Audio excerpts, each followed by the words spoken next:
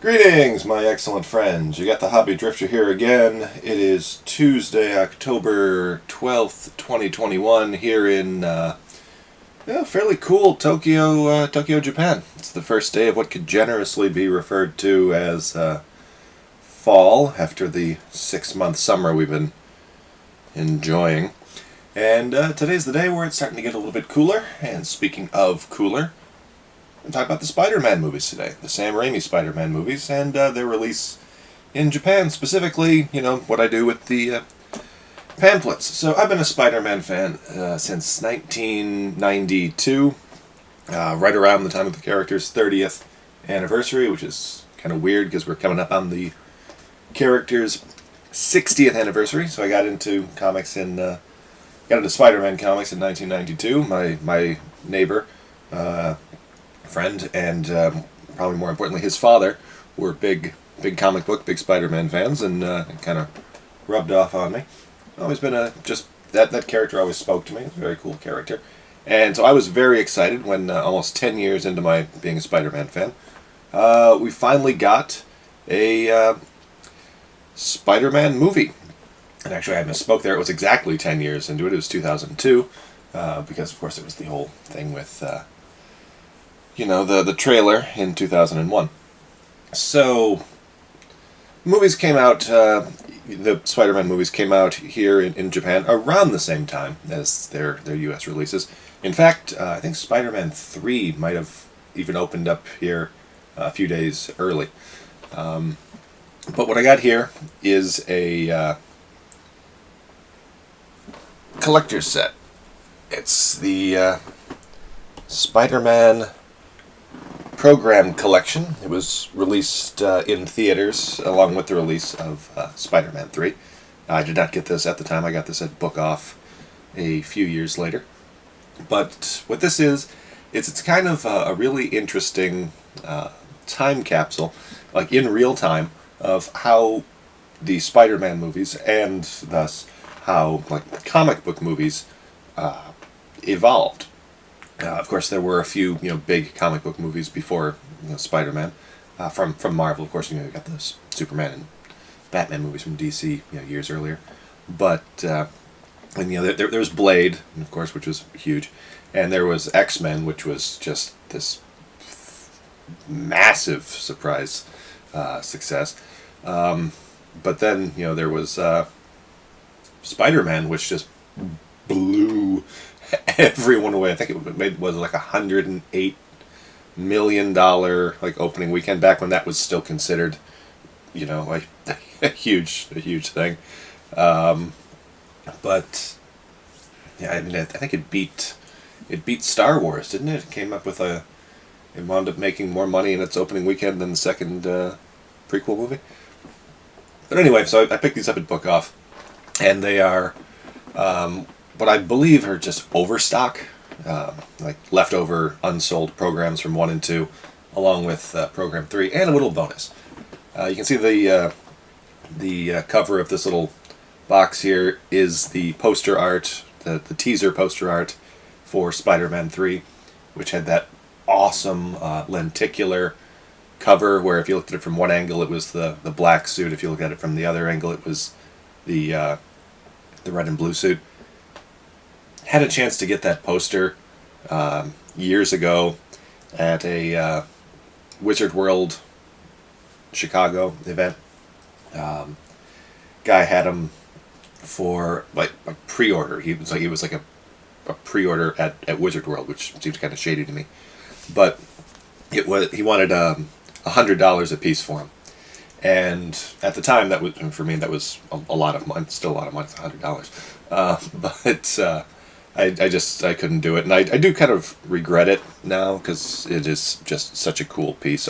It's like that, and that holographic Matrix Reloaded poster. I really wish that I had picked those up. Those are like some of just my favorite posters of the era.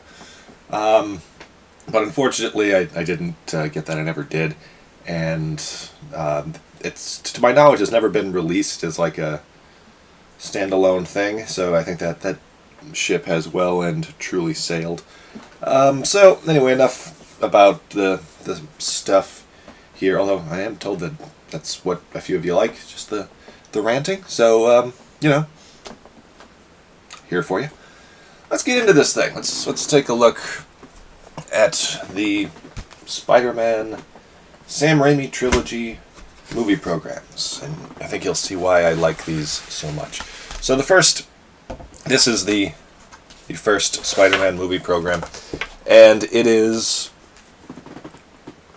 exactly what you would think it would be.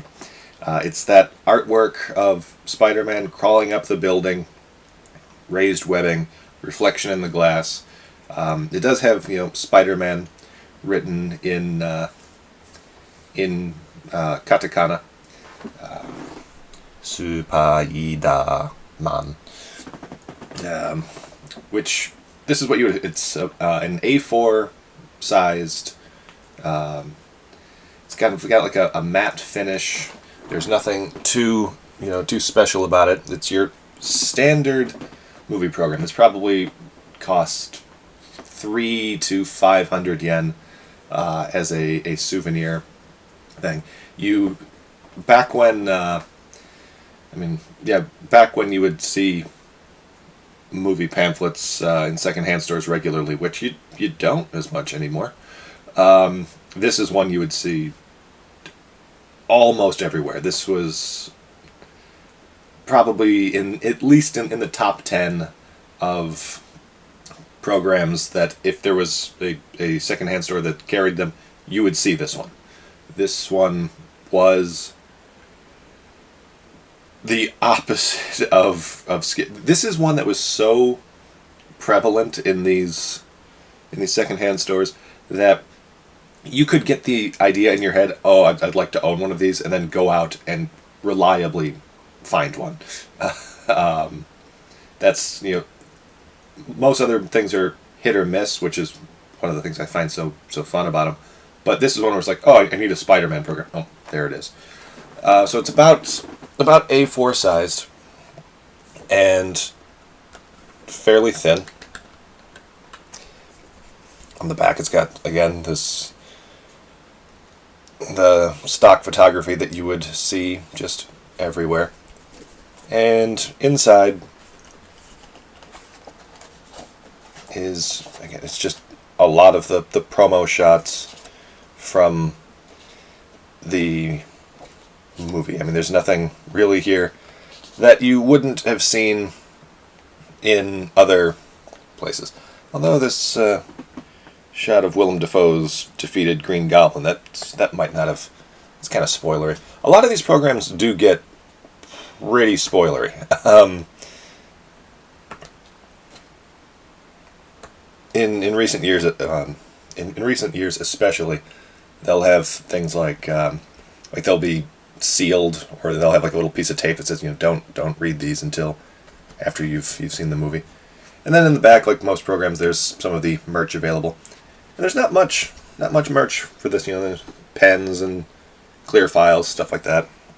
That really cool Spider-Man Perfect Guide was released here, translated into Japanese, which would be cool because character was not super popular here. Spider-Man credit card. Joke's never going to get old.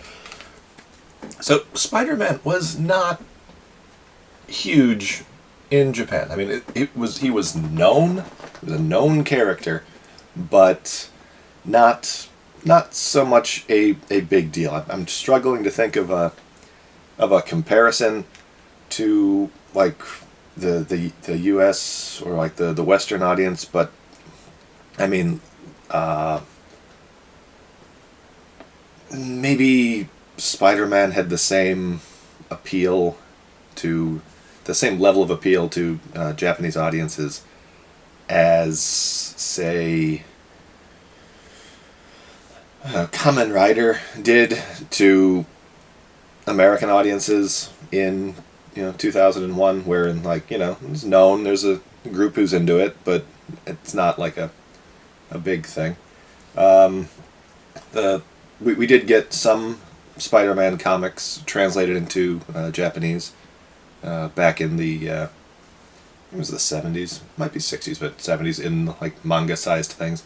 There's also obviously the Spider-Man TV series from the 70s with the Leo Pardon and Emissary from Hell. And there was a really, really good Spider-Man manga series in, I want to say it was the late 60s or early 70s, that started out very Spider-Man-y, and then kind of shifted into him like, fighting like werewolves and Yakuza. And to the best of my knowledge, that manga was never really finished. It ends on kind of an open note. But, it was, and that's, most of that has been translated into English. Not all of it. Some of you know what I'm talking about. But, yeah, so Spider-Man came out worldwide and really, really, really clicked with audiences. And I thought it was pretty good. I mean, I was a 19-year-old comic book fan at the time. So, I mean, it would have been unsurprising if my reaction had been like, well, they made mistakes about everything and da da da da. But I thought it was good. Obviously I wasn't totally on board with all of the changes that were made to it, but I thought it was a really good movie, and I thought it represented the character well, and it was good. It was kind of like 60s-ish, Spider-Man, Spider-Man in high school, though he graduates high school in like the first half of the movie. And, it's just, it didn't get anything, I thought, majorly, like, offensively wrong. There was, I don't think there was really anything in the movie where I was just like, why would they do this? The Green Goblin costume's kind of wonky, but, not like his comic book costume was, I mean, it looked dopey. I mean, even in the comics, the Green Goblin costume was, it wasn't meant to look cool. No, like Norman Osborn did not pick that to look, cool. It was a dopey ass thing. So that was fun. But as you can see here, so this is the first Spider-Man program. The second movie kind of upped it a little bit. So it's larger than A4 size. So, so it's, let me show you here. It is a little bit wider by maybe half an inch or so. And it's now on glossy paper. The web lines here are raised. It's got that really cool artwork of Doc Ock in the eye, and there's MJ. It's a really, really nice thing. And this is another one that you'll see a lot in secondhand stores, or at least you would have back in the day. Just your very basic 2 here. And it's very, very full of promo imagery, which I don't know, I loved the promo imagery for a lot of the Spider-Man movies.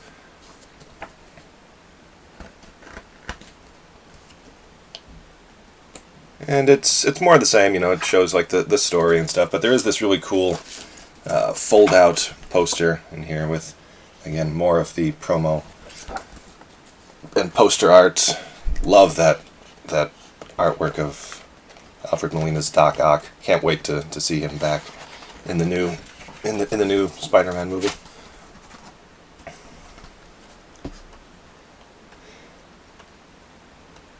And there is merchandise available that you could order from this, or a lot of it was available at the theater.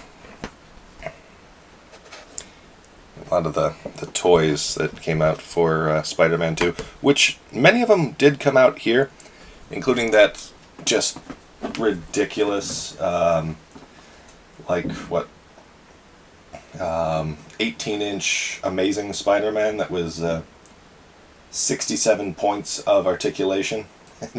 Here, it only retailed for 4,830 yen, which, considering what toys sell for now, and that's a whole other topic, is like if they had released that 18-inch ultra posable Spider-Man now for that price, you'd sell a billion of them. We're into the age now where Figure Arts and Mafex stuff start at 6,000, 8,000 yen. All right, so finally. Well, you know what? Not finally. Spider-Man 2. Okay, I should probably talk about Spider-Man 2. I loved Spider-Man 2.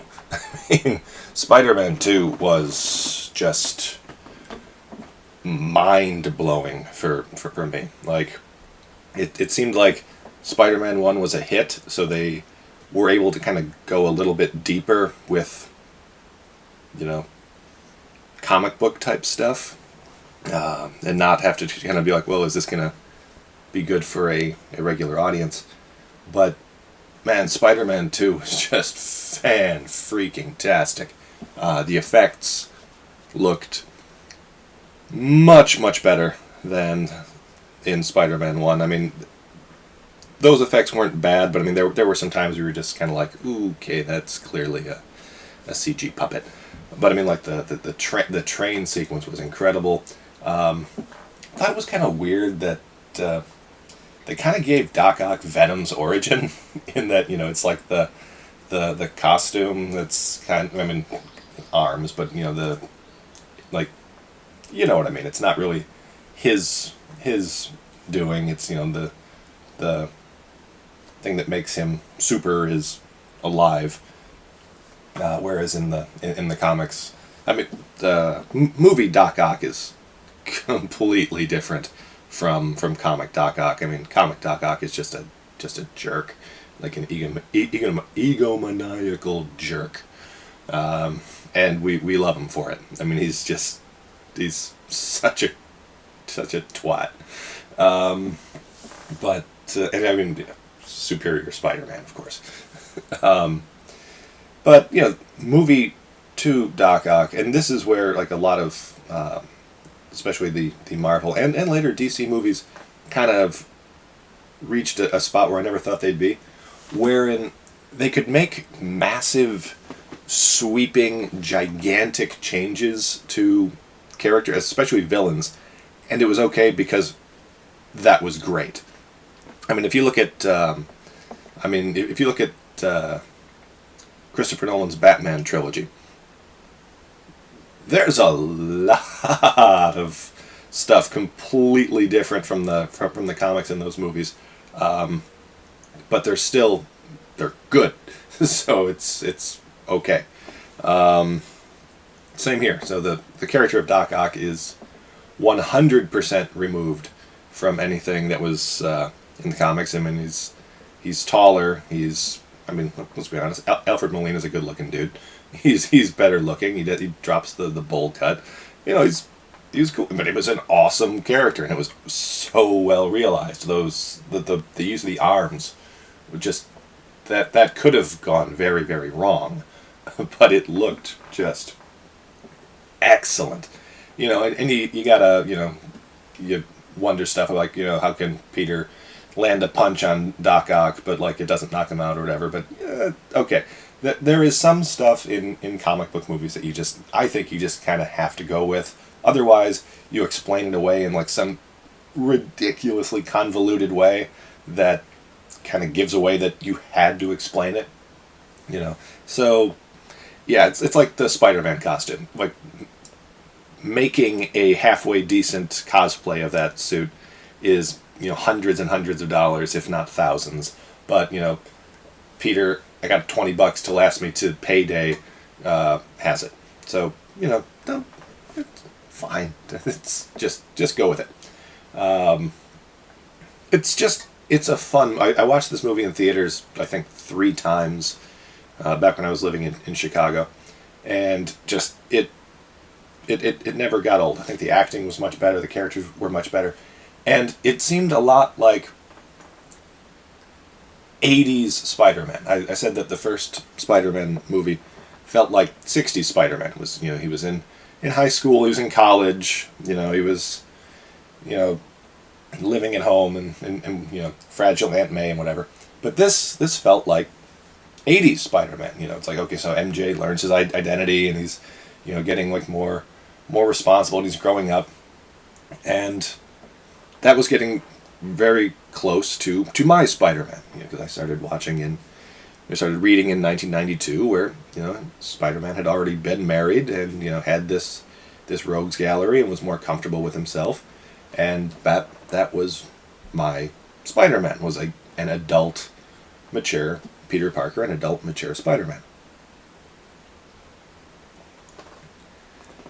So, yeah, I absolutely loved Spider-Man 2. Not much else to say about it. Wish that the toys had been a little bit better. The toys for Spider-Man 2, outside of that amazing Spider-Man, weren't quite as good as the ones released for the first Spider-Man movie. And I don't think we ever got a really good Doc Ock, which is too bad, because I would have loved to have built like a collection of the Sam Raimi Spider-Man and Spider-Man villains. But hey, that might happen. Okay, Spider-Man 3. The expectations were high for this one. Very high for this one. And the cover is not only raised webbing on this side, but also like reflective foil cover on this side. So you've got what they would call an embossed holofoil cover on this pamphlet. On one side is this, on the other side just 3. Just 3. So you probably know what I'm going to say about Spider-Man 3, but let's take a look at the pamphlet. This is another one that you will see. And I just, seriously, the promo art for all of these movies was just so good.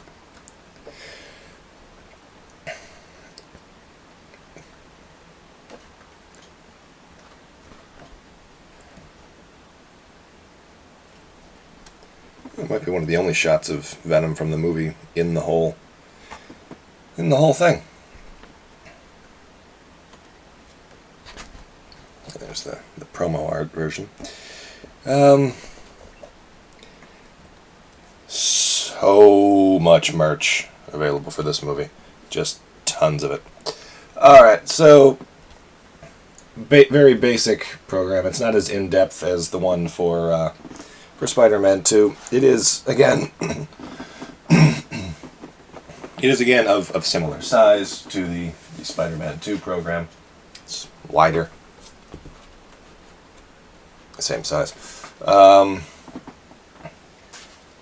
Holofoil.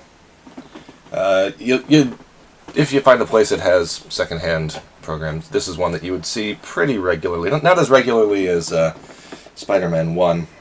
Wow, that angle is really showing off the embossed effect. I'm just going to leave it like that. So, Spider-Man 3 had one of the best trailers I think I've ever seen, or had ever seen up to that point, that made it really, really seem like, okay, here it is. We're getting Hobby Drifter's 90s Spider-Man, where it's like he's getting married, he's going interesting. Movie's kind of a mess. Sam Raimi was just a perfect choice to direct these movies. And you can really tell that studio interference wasn't in the movie's best interest. I mean, I'm here saying that, I was looking forward to 90s Spider-Man, and this is not really how I wanted it to happen.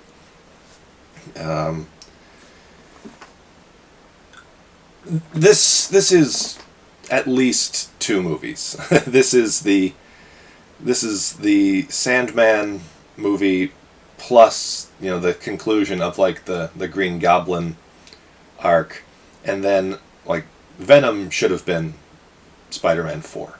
And I know that Sam Raimi has apparently said that he wasn't a big fan of I don't know if he didn't want to put Venom in the movie, or if he just didn't want to put Venom in this movie. So, yeah, I think that probably what they should have done was do the Sandman thing. Maybe not with him being Uncle Ben's real killer. That was not great. But I mean, I don't think Spider-Man 3 is a bad movie. It's just, it's a mess. I have seen like some, not seen, but I've heard of some fan edits that made it a little bit more cohesive. And that's a weird area for me with like fan edits, because I feel like it's not really up to people to just screw with, the director's work. Either you like it or you don't, or whatever. But I mean, yeah, I feel bad for Sam Raimi, and again, I'm really feel bad. I mean, he made millions and millions of dollars off of these pretty good movies, but I am looking forward to seeing what he does with the Doctor Strange movie with another Ditko Stan Lee character. With Toby might show up.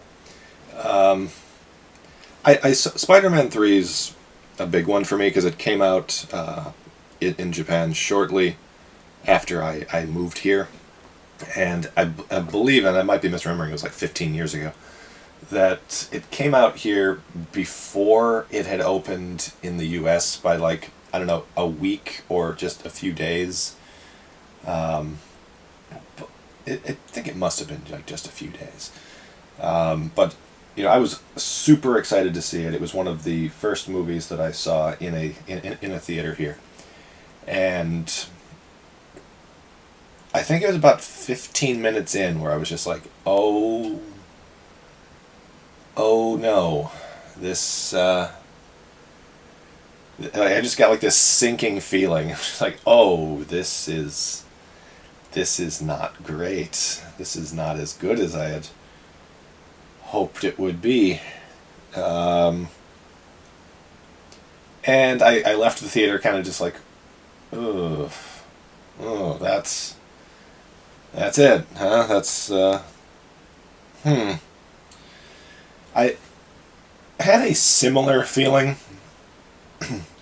when I left X-Men 3, where I was just like, oh, it's not what I was expecting at all. Like, literally, like, this is not the movie I was expecting it to be. And it kind of led to this feeling. So it was like, okay, good first movie, great second movie, third movie, yeah. So X-Men did it, Spider-Man did it, Blade to a lesser extent did it. So it was just kind of the thing. It's like superhero movies don't stick the landing for the third one. Recently, Chris Nolan's Batman trilogy. Great first one, amazing second one. Third one's alright. But yeah, that was. I mean, I don't think there's really anybody out there who's like, oh yeah, Spider-Man 3 is my favorite Spider-Man movie. It's the best of the trilogy. I mean, it's fun. It's not Batman and Robin. It's not, just awful. It's just fine. But by the time this movie came out here, Spider-Man had become a fairly big name in Japan.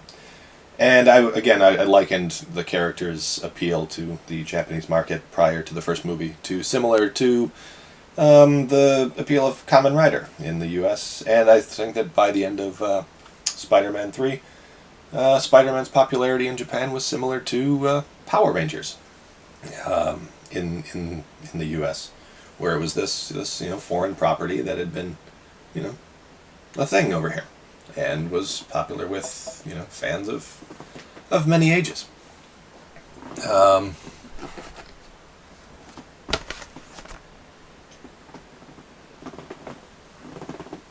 were some cool releases of the movies here. This is the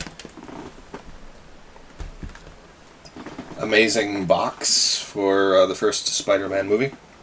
It was $100, 9,800 yen tax. No, 100,000. 9,800 yen with tax, and it comes with the 2-disc version of Spider-Man, along with the Japanese version of Stan Lee's Mutants, Monsters, and Marvels, along with a bunch of cool shit. You get like an original illustration book, a tiny reprint of Amazing Fantasy 15, a pin badge, which is basically the reason I bought this, and a film cell along with another like a postcard booklet, which is fun. Then we got the same release of Spider-Man 2 that everyone in the world got. Again 2.1 with the extra scene like Jameson in the spider suit. And then Spider-Man 3. So there were also these giant box sets for Spider-Man 2 and Spider-Man 3. The Spider-Man 2 one came with the MTV series DVDs, and the Spider-Man 3 one came with 2 soft vinyl figures, Battle Damaged Spider-Man and Black Suit Spider-Man. And one of these days I will add those to my collection, because they're cool. So, Spider-Man movie programs. Spider-Man Raimi movies. There's one other thing. There's one thing that came with this set, and it was a lenticular mini poster. So imagine, if you will, what went through my mind when I saw that this collection included a lenticular mini poster. With this as the cover of the collection, what else could it possibly be, right?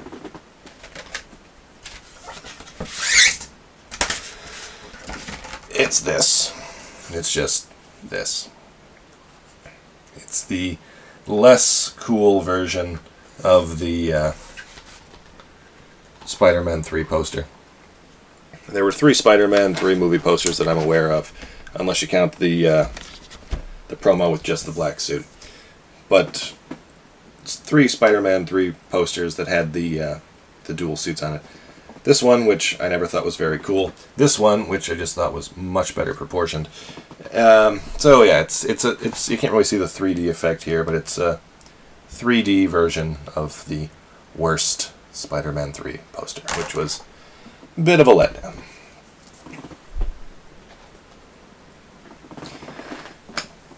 So, Sam Raimi Spider-Man movies. Liked the first one. Loved the second one. Have not seen the third one all the way through again since I saw it opening weekend in Fukuoka. Probably should go back and revisit it sometime, but I remember it being just kind of okay. I had a lot going against it. I've mentioned the toys before. The toys that were released for Spider-Man 3 were a different scale than the ones for 1 and 2, so they were smaller. So even if I could have snagged, Venom and Green Goblin 2 and Sandman, they wouldn't have fit on the display. So yeah, that's my look at ostensibly at the programs, but also just getting some shit out talking about Sam Raimi's Spider-Man. Looking forward to. I mean, the rumor is that Tobey's gonna make a return in the new Spider-Man movie. Hopefully, the new Spider-Man 3 is better received than the first Spider-Man 3. Though, I mean, when you think about all the complaints about Sam Raimi's Spider-Man 3, too many villains, it's overstocked, it's like 2 or 3 movies combined into one, and then you hear that in the upcoming one, it's just going to be like all of that plus significantly more, and yeah, I mean, one does kind of worry about that, right? I mean, as a Spider-Man fan going back to 1992, I hear that, the rumor is that they're going to have at least 3 different Spider-Men. Like, all of the villains from the Sam Raimi movies and the Mark Webb movies and the MCU movies. And, oh yeah, it's kind of taken some inspiration from Spider-Man's probably most loathed storyline of all time, One More Day. And it's all of that, and it's like, how excited should I really be for this? Like, should I not be managing my expectations a little bit more? Maybe. But, I'll still be there. I'll still check it out. And hopefully I will pick up a program, or maybe even a program collection. Maybe they'll do another 3-pack of programs for this new Spider-Man trilogy. You don't know. I don't know. Looking forward to finding out. Thanks for spending almost 37 minutes with me. If you have any comments about, anything, please let me know down in the comment section. Until then, thank you all very much. Take care, and happy hobbying.